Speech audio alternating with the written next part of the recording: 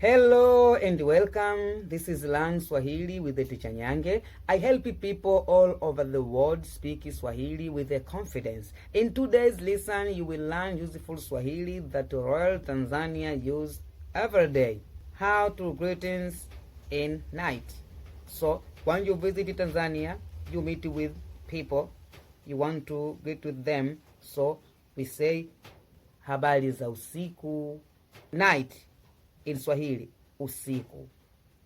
Usiku in English, night.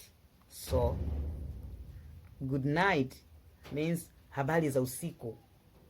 Tanzania we say habari za usiku means good night. Answer is nzuri means good. Answer is mbaya means not good. So, let us get practice. Habari ya saizi?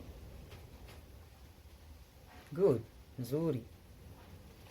Habari za saizi? Yes, mbaya means not good. How is this night? Unaendeleaje usiku huu? Habari ya saizi. How is this night? Nzuri, it's good. Mbaya, it's not good. So, that is the night greetings we are used every day in Tanzania. Street, office, any area. I think you enjoy enough for watching this video. Tell me, you watch this video from which country in this world? Then, don't forget to subscribe to this channel.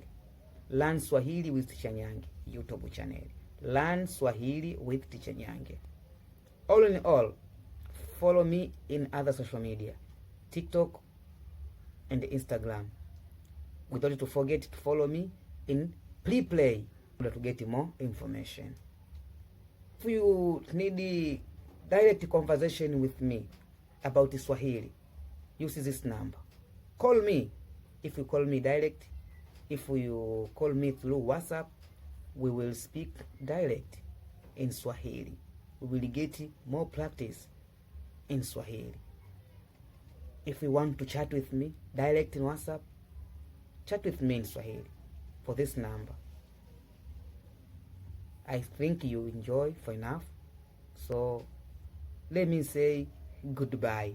But in English, we say goodbye. But in Swahili, how to say goodbye? We say kwaheri. Say kwaheri.